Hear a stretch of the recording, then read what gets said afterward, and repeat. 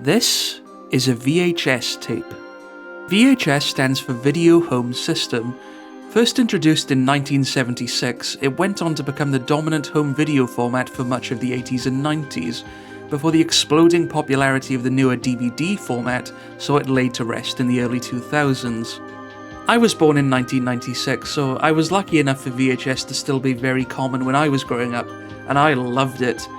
I had my own video recorder in my bedroom, so a good chunk of my childhood was spent watching tons of movies, shows, cartoons, and just random stuff that my parents taped off the TV. Of course, we did eventually get a DVD player and everything, but for some reason I could never quite shake off my fascination with VHS. And maybe that was because of the trailer reels.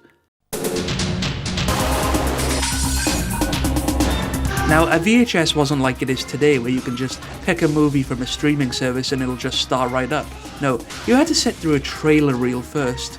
That means before the movie started, the distributor had a bunch of things they wanted to market to you, and sometimes they really laid it on thick.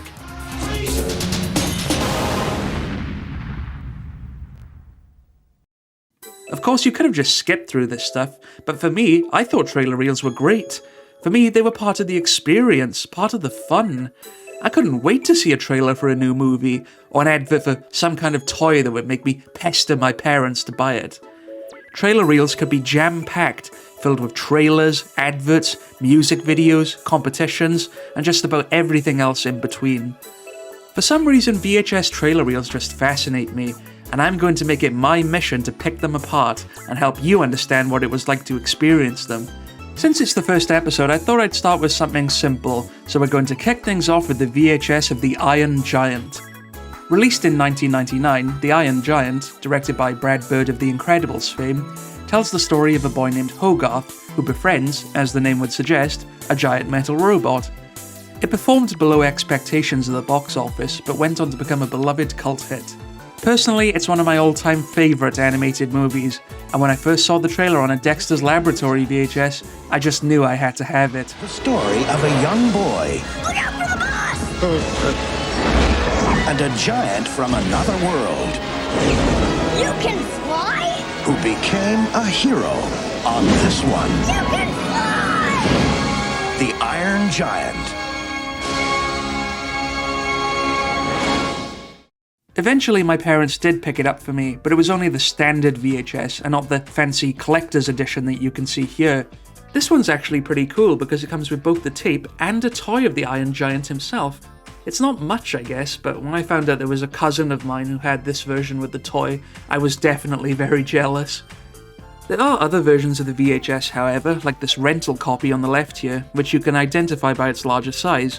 And while rental VHS tapes can often be radically different from retail tapes when it comes to trailer reels, the content on both is completely identical for the Iron Giant.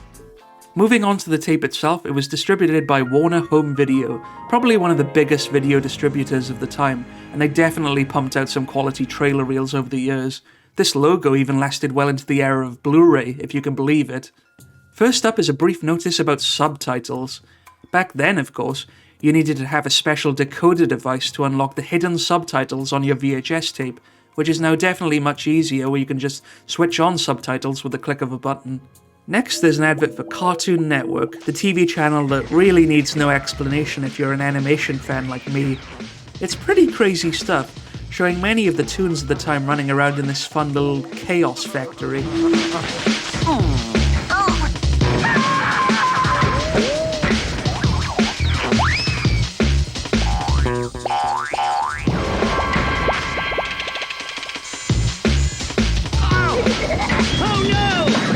Now, what does this have to do with the Iron Giant? I'm not too sure, but I always used to rewind this as a kid and see if I could name every cartoon character. Can you spot them all?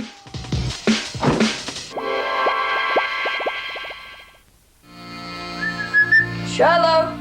Time for the trailers now, and the first one is for Shiloh 2. And this is one of those trailers where it appeared on so many VHS tapes around this time, I pretty much know it off by heart. Is his.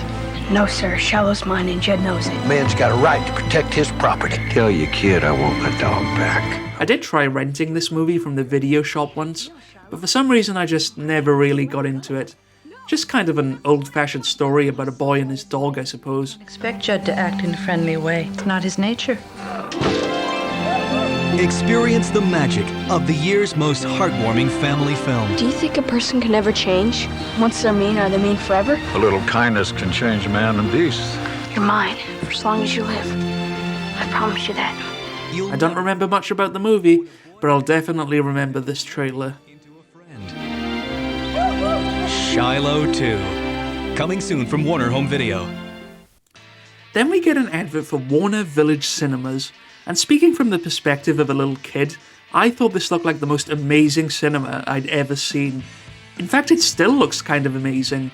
Better than any cinema I've been to lately.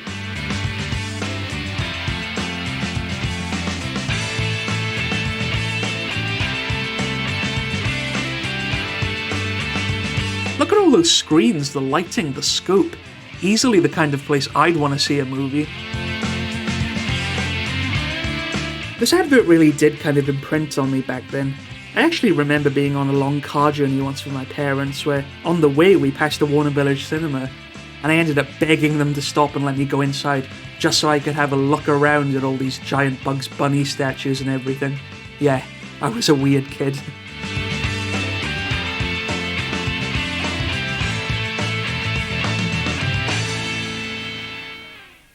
I did some digging into it, and it seems Warner Village Cinemas was formed in 1997 as an extension to Warner Cinemas, a cinema chain already operating in the UK since the late 1980s.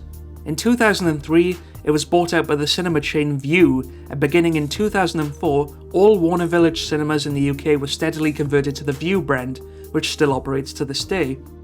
It's kind of hard to find actual footage of these cinemas, but as you can see from these rare home video clips, they really did look quite snazzy, and some of the items that played before the films even featured the Looney Tunes characters.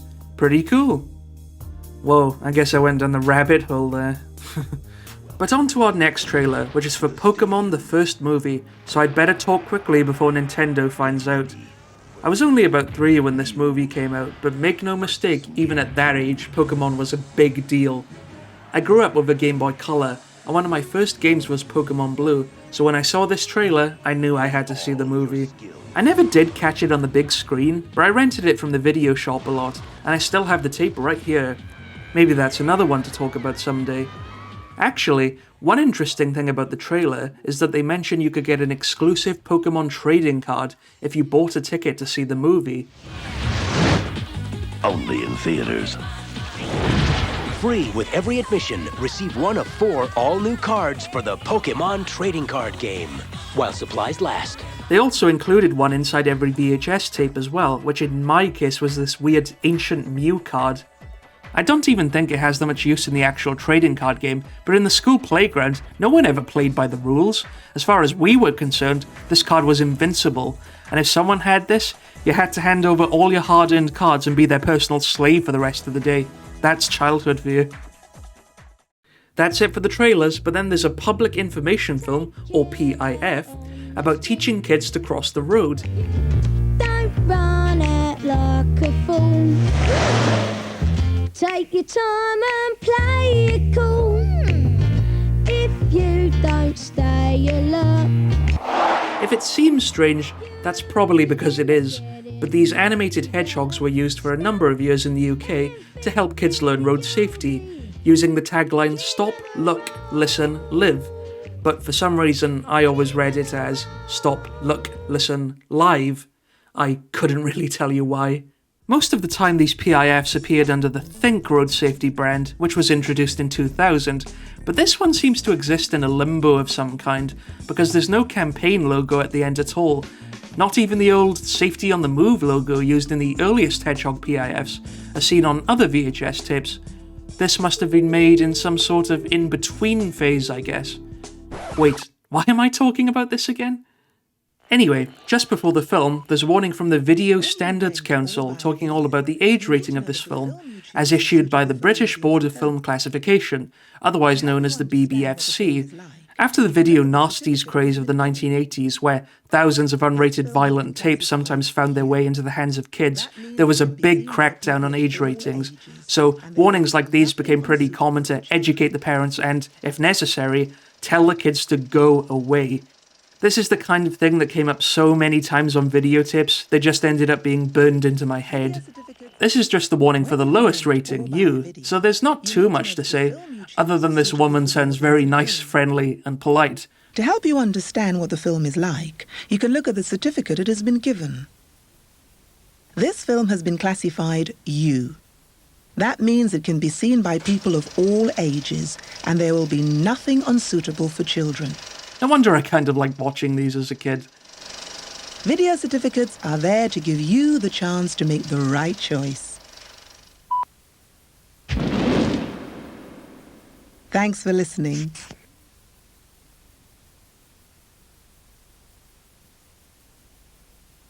Then it's time for the movie, and you'd think that would be it, but after the credits, interestingly enough, there's an old Tom and Jerry cartoon.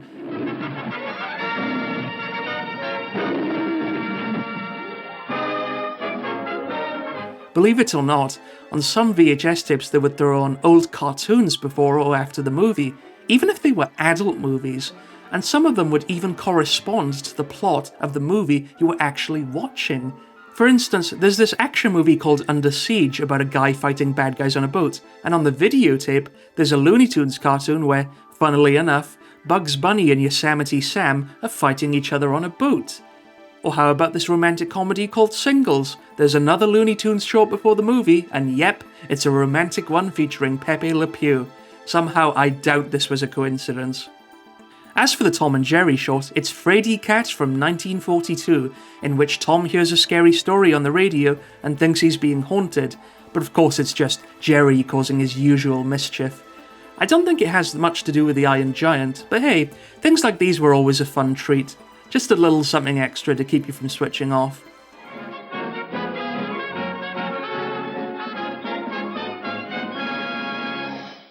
Finally, after all that, the only thing left is this bland blue copyright screen, which was always kind of a little depressing back in the day. You'd sit through the thing, hoping there might be another bonus cartoon, maybe one more advert just so you can keep watching a little bit longer. But then the screen would go fuzzy, the tape would stop, and it was time for bed. So there you have it, the VHS of the Iron Giant. It's funny how you can pick out so much history just from watching a trailer reel, and with the amount of tapes I have, I think there'll be plenty more to unpack in the future. Thanks for watching this video, and look out for more trailer reels coming soon. Is there a treasured VHS tape from your youth that you'd like me to dissect? Got any fun memories? How big is your tape collection? Let me know in the comments. And please like and subscribe to the Back to the Past YouTube channel for more outdated content coming soon.